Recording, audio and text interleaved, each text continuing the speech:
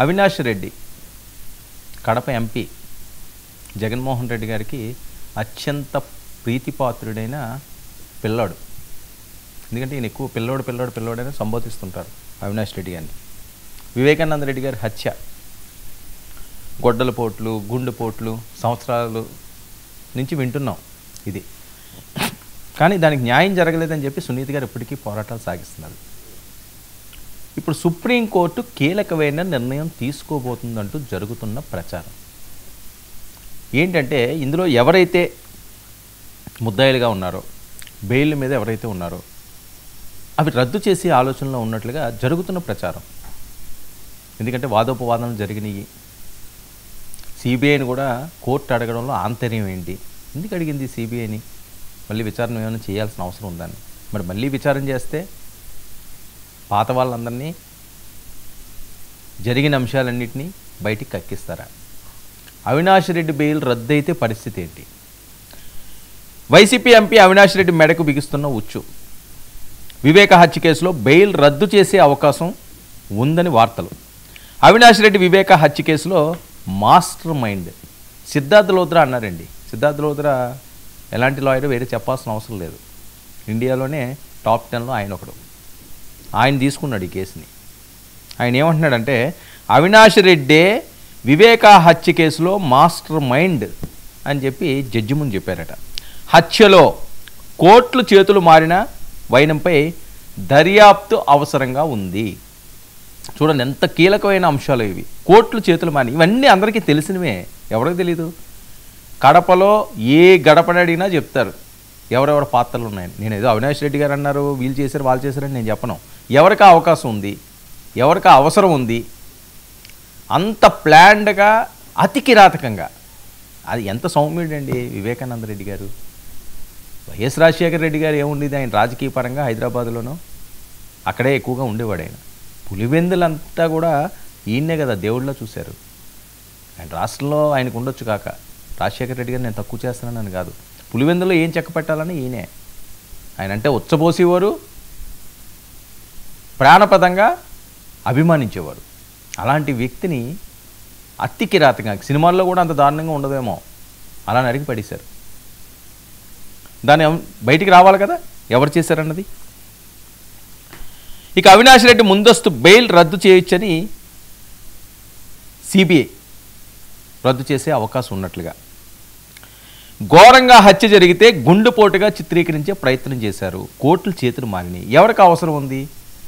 వివేకానంద రెడ్డి గారు ఎలా చనిపోయారో first call ఎవరికి వెళ్ళింది? వాళ్ళకి చెప్పరా? ఆ చూసిన వాళ్ళు చెప్పరా? కాల్ చేసిన వాళ్ళు ఆయన ఎలా చనిపోయాడో చెప్తేనే, చూస్తేనే కదా చెప్తారు. అది గుండెపోటులాగా ఎవరన్నా చిత్రీకరించగలరా? ఎవరన్నా మార్చగలరా? అంత రక్తం మడుగుల్లో బ్లడ్ ఏర్లే పారతాయి అక్కడ. అది కూడా అనుమానం. లోద్రా గారు మాట్లాడిన మాటలు ఇవి. వివేక హత్య కేసు నిందితులకు బెయిల్ రద్దుపై సుప్రీంలో విచారణ. వివేక కుమార్తె అల్లుడు నర్రెడ్డి రాజశేఖర్ రెడ్డి సిబిఐ అధికారి రాసింగ్పై పెట్టిన కేసులను క్వాష్ చేసిన సుప్రీం. అవినాష్ రెడ్డిపై సునీతారెడ్డి లాయర్ సిద్ధార్థ్ లోత్రా తీవ్ర ఆరోపణలు. అవినాష్ రెడ్డి ఇతర నిందితుల బెయిల్ రద్దు చేయాలని కోరుతూ వివేక కూతురు సునీతారెడ్డి సుప్రీంలో వేసిన పిటిషన్పై ఈ విచారణ సాగిందండి. నిందితులను సాక్షులుగా తీవ్రంగా ప్రభావితం చేస్తున్నారని, సాక్ష్యాలను తారుమారు చేసేందుకు ప్రయత్నిస్తున్నారని కోర్టు దృష్టికి తీసుకువెళ్ళిన లాయర్ రుద్ర.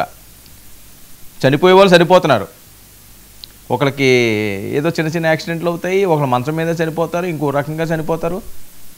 ఆటోమేటిక్గా వాళ్ళు ఏం చేయాలంటే చేస్తారు కదా. ఇప్పుడు సినిమాల్లో మనం చూస్తుంటాం, ఏముంది, పవర్ ఉంటే అన్నీ మన ఇంటికే వస్తాయి, పవర్ లేకపోతే కష్టం. పవర్ ఉంటే ఇదిగో పవర్ ఉంది, చూడండి ఎంత దేదీప్యమానంగా స్టూడియో వెలుగుతున్నది. పవర్ కానీ కట్ అయిందే నేను చెప్పింది మీకు అర్థం కాదు, మీరు ఏమంటున్నారో నాకు అర్థం కాదు, అలాంటి పరిస్థితి ఉంటుంది.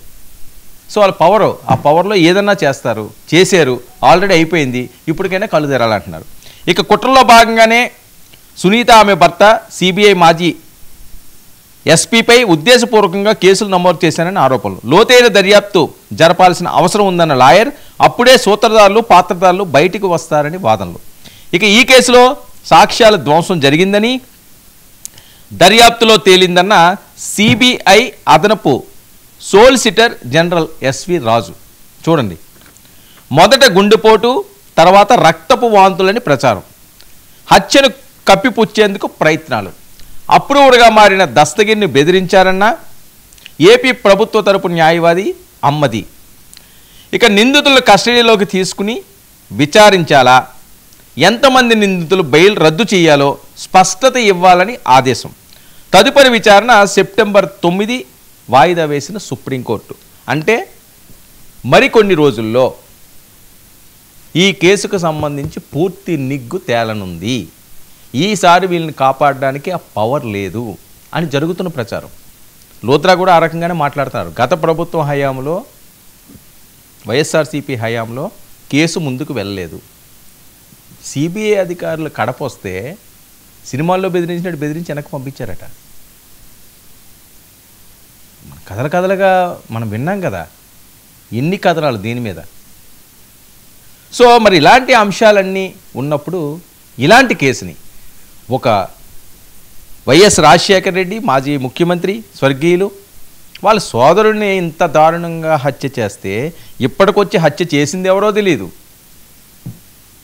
ఎవరైనా అజ్ఞాత వ్యక్తులు వచ్చారా, వేరే దేశాల నుంచి వచ్చారా, వేరే రాష్ట్రాల నుంచి వచ్చారా, వాళ్ళకి ఈయనకి ఉన్న సంబంధం ఏంటి అంత దారుణంగా చంపడానికి? ఇందులో ఉన్న అసలు కోణాలు ఏంటి? ఆ తర్వాత ఆయన వేరే రకంగా చిత్రీకరించారు. రెండో పెళ్ళి అయిపోయింది, ఆ పిల్లడని, ఆ ఫోటోలని, ఈ ఫోటోలని, పాప వాళ్ళు ఎక్కడ ఉన్నారో తెలియదు. కానీ సునీత మాత్రం మొక్కవోని ఆత్మస్థైర్యంతో ముందుకు సాగుతుందండి మహిళ. అంటే మా ఇంటి బ్లడ్ అలాంటిదేమో.